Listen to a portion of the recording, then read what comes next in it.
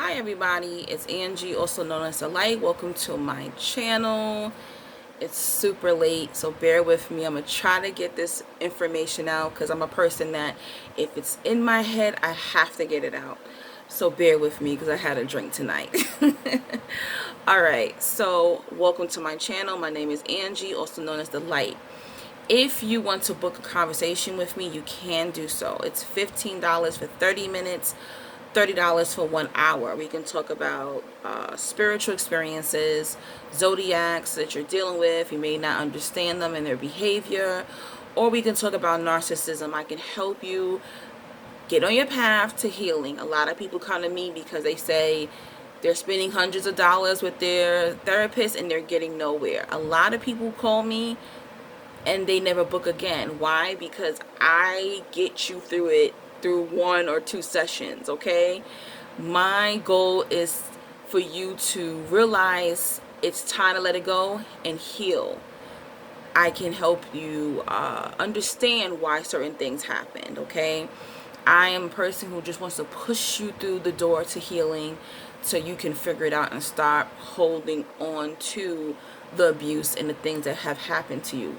That's my job, okay? That's why I'm called the light, because I shine light on situations, okay? Spiritual situations. If you feel I've helped you any kind of way, feel free to donate to me if you like to. I really appreciate it. That motivates me to keep doing more content on my channel. And that's how I survive out here, okay? Yeah, so I wanted to come on here briefly and talk about miserable ass people. And it's really important. I don't think I did a video about this before, but I don't know what's really going on. Is there something in the air? Is there something going on with the planets? But I'm noticing that the more I grow, the more I heal, the more miserable as people from my past or even from recently trying to get in contact with me. Okay, and one thing I know about miserable people, they're focusing on everybody else. Miserable people, they got a lot of time on their hands and they really shouldn't, because if you hate yourself and you hate your life and you hate your situation, that means you got a lot of work to do. You got a lot of healing to do. You got a lot of planning to do. You got a lot of grinding to do. But most miserable ass people, it's like a race to them. All right. See, to me, winners, they look forward. They're in the race and they're looking straight. They're looking towards the finish line. That's us guys, the people who are working on their healing, the empaths who got their shit together. We're the winners, okay? The miserable ass people, the sociopaths, the narcissists, they're constantly watching everybody else in the race. They're running too sometimes, but they're busy with their head turned while they're running. They're busy watching you, what you're doing. Miserable people are always watching other people. They're competing with you silently. Okay? And when they see that you're happy, here they come. Hey girl, what up boy? You want to hang out? Call me, text me. Let's get together. You know why? Because they want to be around you, because they see that you're working on your healing. They see that you're getting your life together. And that's when they come back around. And a lot of you fall for this with the narcissist. As soon as the narcissist doesn't hear from you, as soon as you're not crawling back to them, begging for them to come back into your life, that's when they come around and you think they change because they act different for maybe a week or two and you fall for it, right? I've been there plenty of times. And I'm like, oh my goodness, maybe they changed. No, they didn't. Miserable people, they know the drill. They don't want to change, okay? Miserable people, they are not open to anything new. They're not open to any solutions. They're not open to healing, okay? And there's some of you out there too who watching this and you might be a miserable ass person and you don't know how to begin. And for me, how I went from a healed and happy person from a miserable ass person is I began to change my daily routine, okay? And this is hard for some of you who live with narcissists still, it's hard to change. In your mind, you feel it's hard to change your routine. But if you can have time to watch this video, then that means you have time to listen to meditations. You have time to put your headphones on your ears when you go into sleep, and you listen to meditations you find on YouTube that says, I'm going to be powerful, I'm going to be rich, I'm going to fall in love. You know what I'm trying to say? There's meditations all over YouTube that can last up to 8 to 10, 12 hours that you can subliminally feed your mind, your diet, what you're eating, getting sun, going for a walk, anything. Switch up your routine. Another thing that can help you is being present in the now, being thankful. Okay, I might live with this crazy ass narcissist or toxic individual, but at least I have food every day. In order for the universe, in order for God, or whatever you may believe in order for you to receive more blessings, or even blessings in general, you must appreciate what you have now. Once you are speaking those things out loud, or speaking those things in your mind, that you're thankful for whatever you have now. Maybe you are in a bad relationship, or you're in a bad marriage, but maybe you have wonderful children. Be thankful for your children. Spend time with your children. Maybe you don't have anybody. I don't have anybody, okay? But I appreciate myself. Give yourself credit. Damn, I've been through all of this. I'm proud of myself. I had to tell myself the other day, you know what, I'm almost 40. I'm nowhere near where I wanted to be at 40 years old. But damn, look at my track record and all that I went through. It's almost like I'm lucky I didn't kill myself, in a sense. You get what I'm trying to say? So it's like, give yourself credit, pat yourself in the back, even if you're not where you want to be in life. You are an inspiration to somebody. Trust me, you are. You are a miracle because you made it through XYZ or whatever you went through. You have to change your mindset in order to bring more into your life, to bring abundance. This is how these people are manifesting houses and cars and money and all these different things. Even if you were homeless and you were sitting underneath a bridge, that homeless person, I see homeless people sometimes, maybe they're a little cuckoo up there, they smiling, but I would say this, a lot of times they might say in their head, you know what, maybe I made $10 today, or $20 today, or $50 today, but yesterday I only made $1. You get what I'm trying to say? No matter the situation you're in, and I'm not saying it's going to happen overnight, because someone can have a death, someone could lose a child, lose a parent, or lose someone close to them, and it's really hard to find misery in that. Like when my mom died, I said, you know what, at least God gave me 23 years. There's people who die, who mothers die at birth and they never meet their mother. You get it? There's always somebody who had it worse than you. There's always going to be somebody who's had it worse than you, or it could have been worse. That's how you change your mindset. Now, when you're recovering from narcissistic abuse, or you're trying to get out of toxic habits and mindsets, you have no time to be around miserable ass people. I don't care if it's your best friend, your mama, your daddy. I don't care who it is. You cannot be around miserable people. This is why I cut people off. And I saw something the other day that said, oh, we need to stop this cut-off culture. Cut-off culture? We need to increase cut-off culture. I think people aren't cutting off enough mother effers off enough. I don't think so. I said it like twice or 3 times. My grammar's horrible tonight. I don't think people are cutting enough negative individuals off today.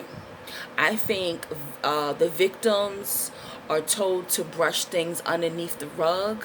I think, the person that, does things to people, the abuser, they're the ones that gets babied and coddled, and their doings get placed into secrecy, and I'm tired of that bullshit.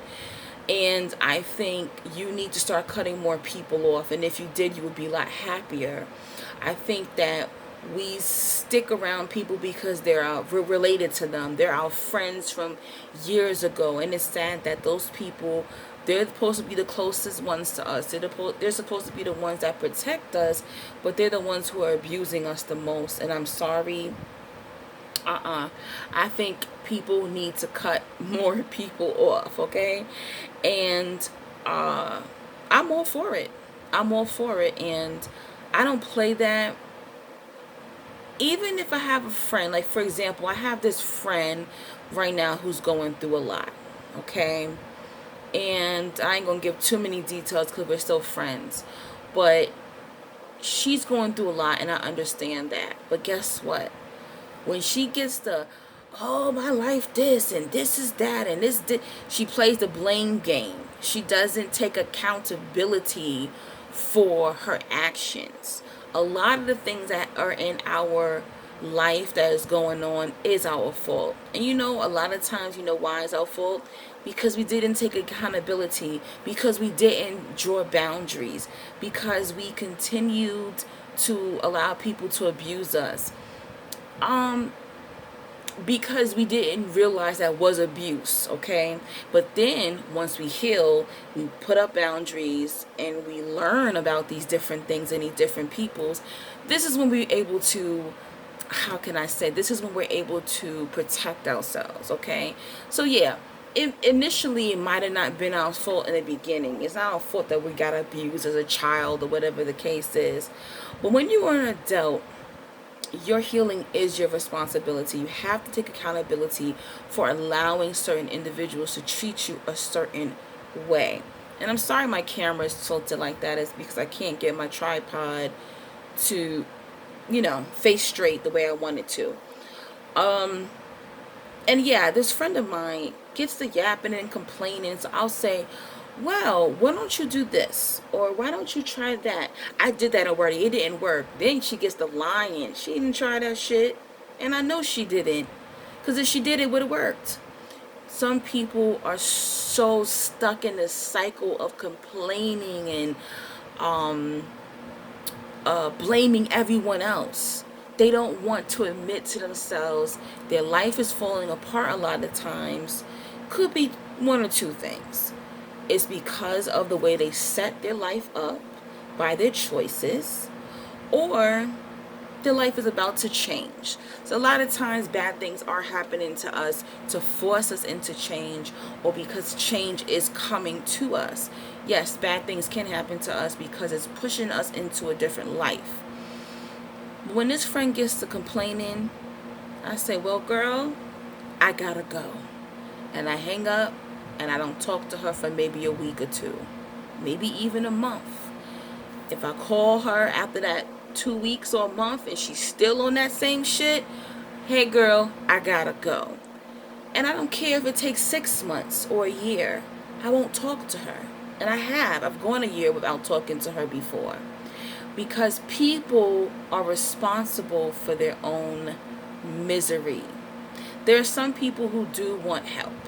Okay, that's different. And if they're asking for help and they're actively working on those things, then you know that person is serious. But when you have these people around you that are just complaining and not taking accountability, you got to get away from these individuals. You know why?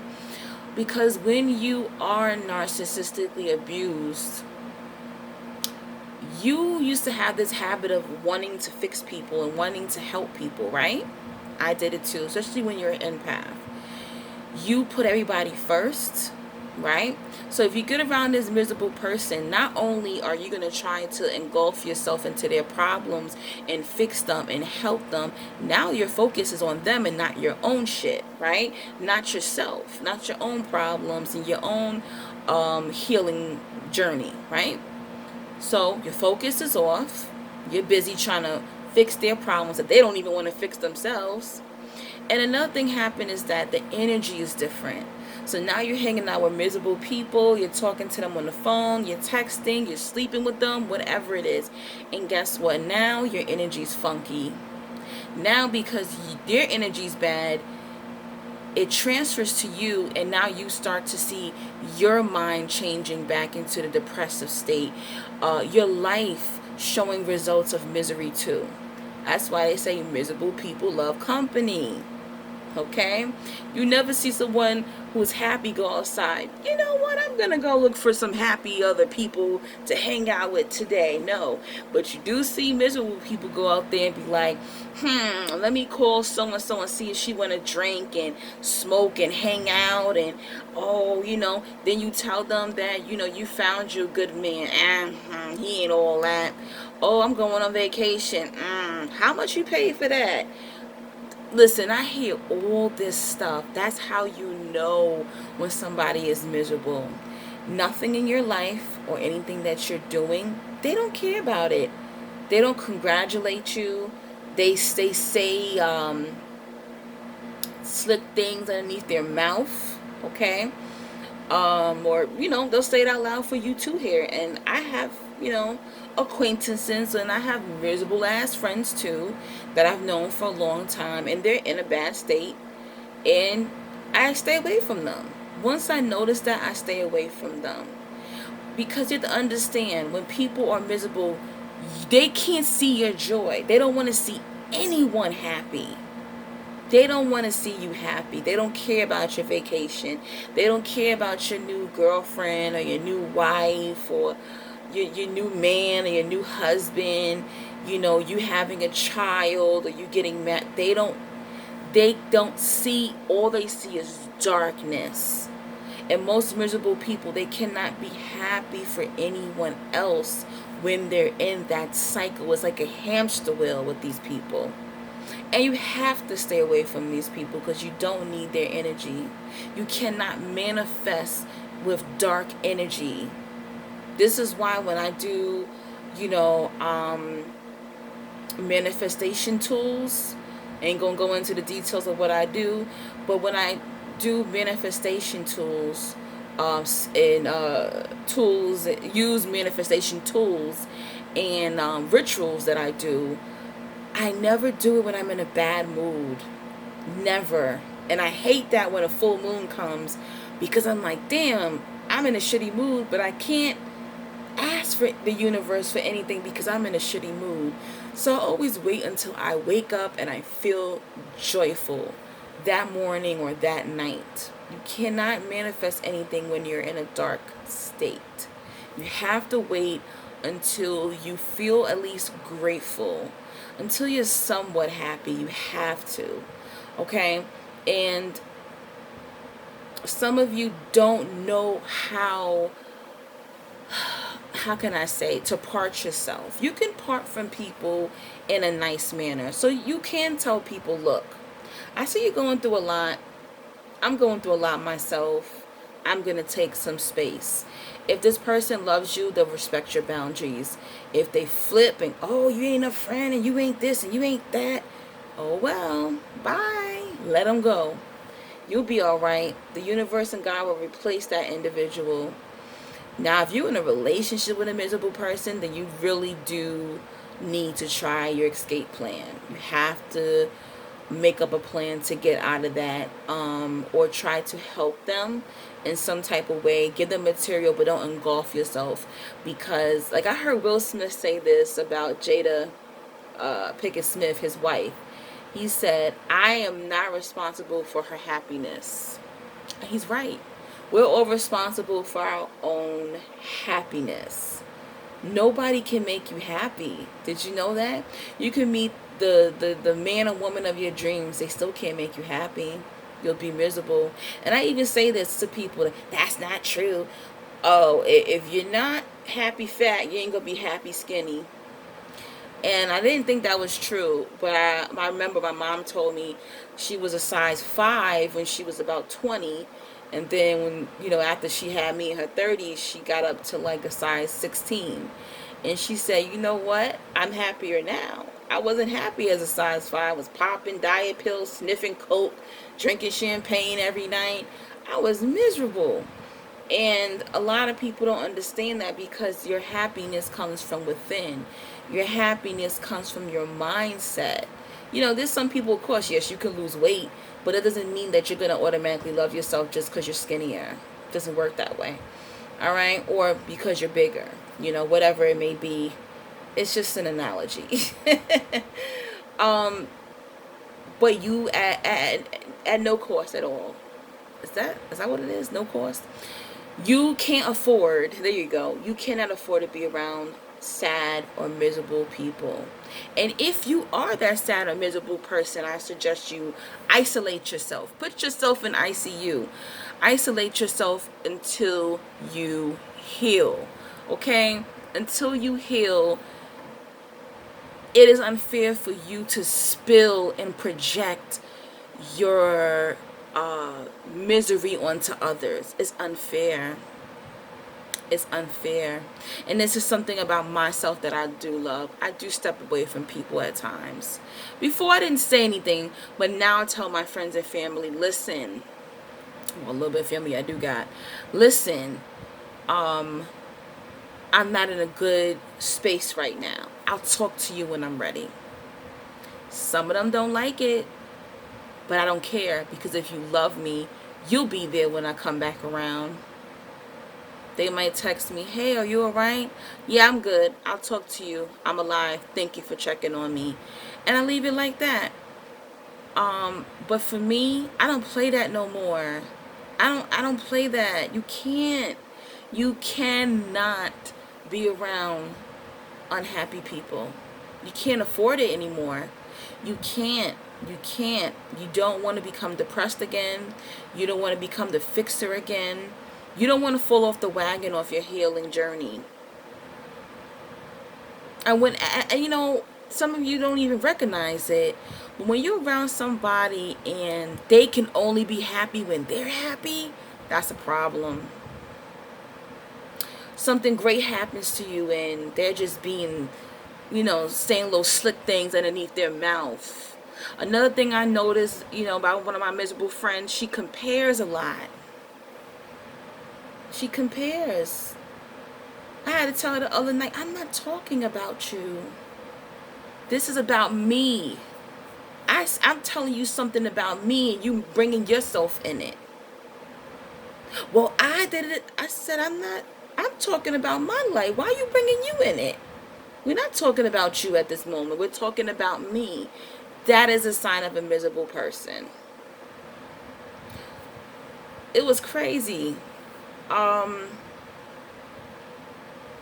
She has a thing where her nose where she can't smell, right? And she said, oh, the fire department's outside. So come to find out, she couldn't smell the gas in the house that she's staying in. And it's not even her house. She's a nurse's assistant, so she's staying, in a patient's home. So she didn't realize when she cooked for the patient earlier that she left the stove on and the gas. Oh, that's so scary. And a lot of these things will keep happening to people. It's like when people are miserable, one thing after another happens, after another happens, after another. You know why? Because they're in that negative energy. They can only attract more negative things into their life. So she's sitting in the house, the patient's in the bed, he's paralyzed, he can't move. I said, imagine y'all, you would have went to sleep and you would have woke up dead. That's a country saying. You would have woke up dead, girl. I said, you would have woke up dead. That's scary. And I said, when I said to her, I said, you have to be careful. You have to be careful what you do. Well, that's why I don't even like cooking on other people's stove, and they should have told me how to cut the stove off. What? She couldn't even take accountability for that. She damn near killed her and the patient in the house. People can't pause when they're in that miserable mindset. They cannot pause. They can't pause. You can't save them. You cannot save them. They have to help themselves. Yeah, maybe leave a little literature around, post some little positive things around, maybe that workplace, some gospel music or some meditation music. Do whatever you need to do, you feel, to trigger that person that's in misery, but don't engulf yourself. Don't do it. And we're all grown. We're all responsible for our own happiness. So that's my small message to you guys. And pay attention to when people saying these little slick comments.